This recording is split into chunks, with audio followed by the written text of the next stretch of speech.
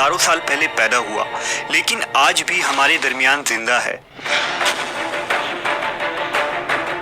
یہ شخص مختلف موقعوں پر ہمارے سامنے آتا ہے اور ہمیں راہ دکھاتا ہے۔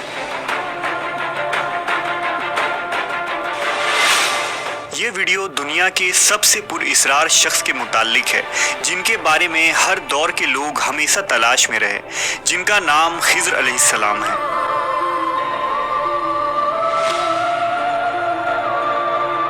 حضرت خضر علیہ السلام کو ہمیشہ زندہ رہنے کی قوت کیسے ملی، اس کے متعلق مختلف واقعات ملتے ہیں۔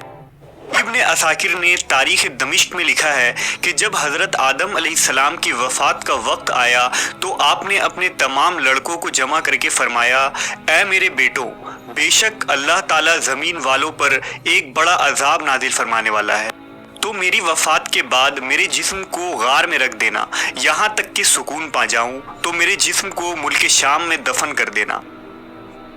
لہذا آپ کی وفات کے بعد حضرت آدم کا جسم مبارک آپ کے بیٹوں کے پاس رہا۔ جب اللہ نے نوح علیہ السلام کو مبعوث فرمایا تو انہوں نے حضرت آدم کے جسم کو اپنے پاس رکھا۔ جس وقت اللہ نے زمین پر طوفان بھیجا اور پوری زمین ایک زمانہ تک ڈوبی رہی، پھر طوفان ختم ہونے کے بعد حضرت نوح بابل شہر میں آ کر ٹھہرے اور اپنے تینوں بیٹوں شام، حام اور یافس کو وصیت کی کہ آدم علیہ السلام کے جسم مبارک کو اس غار سے لا کر شام میں دفن کر دو جہاں انہوں نے وصیت کی تھی۔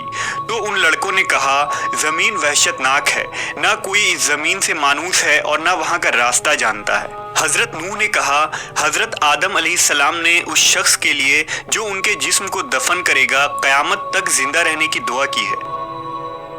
پھر آپ کا جسم مبارک اسی طرح رہا یہاں تک کہ حضرت آدم کے ایک سلبی اولاد جن کا نام خضر تھا، انہوں نے آپ کے جسم مبارک کو دفن کیا۔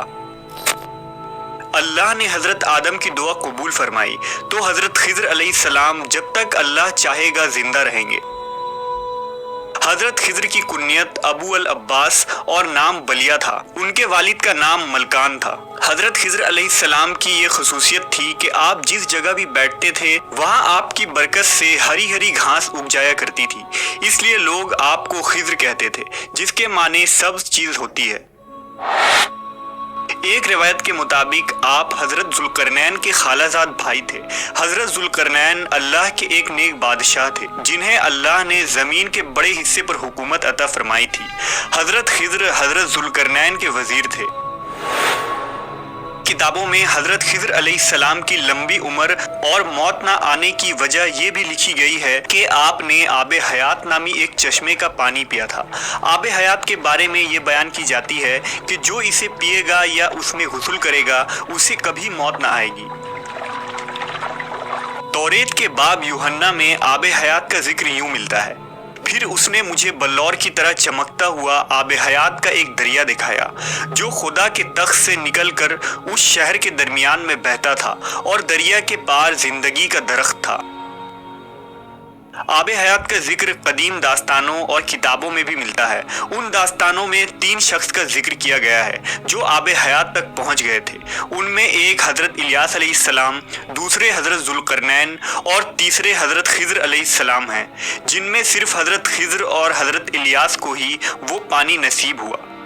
روایتوں کے مطابق ذوالقرنین نے قدیم تاریخی کتابوں میں پڑھا تھا کہ سام بن نوح کی اولاد میں سے ایک شخص چشمہ حیات سے پانی پی لے گا تو اس کو موت نہ آئے گی، اس لیے حضرت ذوالقرنین نے اس پانی کی تلاش میں مغرب کا سفر کیا۔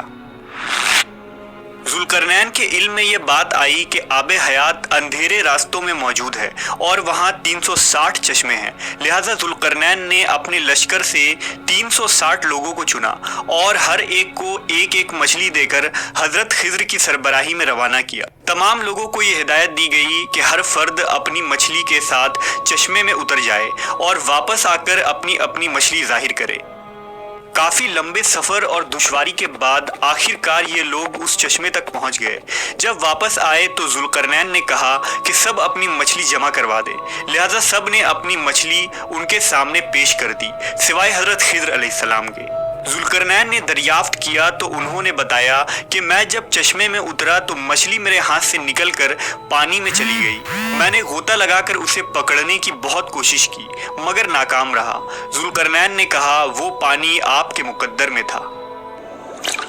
आबे हयात में गोता लगाने और इस मुकद्दस पानी को पीने की बरकत से हज़रत खिज़र हमेशा जिंदा रहेंगे और आपको कभी मौत ना आएगी।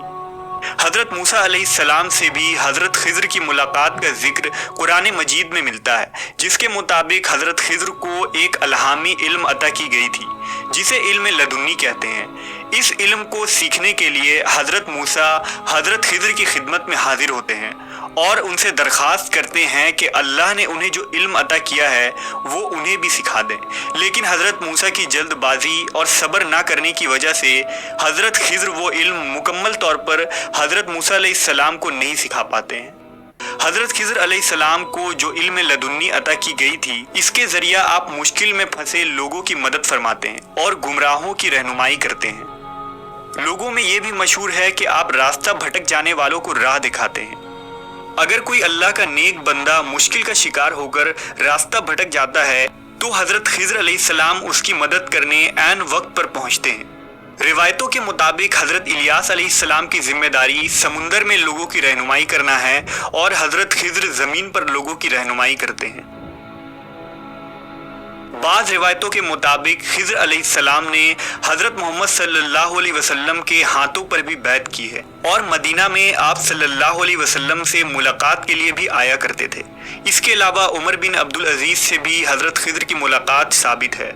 सही मुस्लिम की एक हदीस के मुताबिक जब दज्जाल मदीना के करीब एक जगह तक पहुंचेगा तो मदीना से एक शख्स उसके मुकाबले के लिए निकलेगा जो उस वक्त का सबसे बेहतरीन शख्स होगा। ये शख्स हज़रत खिज़र अलैहिस्सलाम होंगे। हज़रत खिज़र और हज़रत इलियास दोनों जिंदा हैं और हर साल हज के मौके पर मिलते हैं। सूफिया के नज़दीक भी हज़रत खिज़र का बहुत आला मकाम है। वो खिज़र अलैहिस्सलाम को अपना रहनुमा तसव्वुर करते हैं। बाज़ सूफिया से उनकी मुलाकात भी साबित है और बाज़ बुजुर्गों ने लिखा कि खिज़र अलैहिस्सलाम ने कई सालों तक उन्हें इल्म दीन भी सिखाया। सूफिया आपको ख्वाजा खिज़र कहकर पुकारते हैं।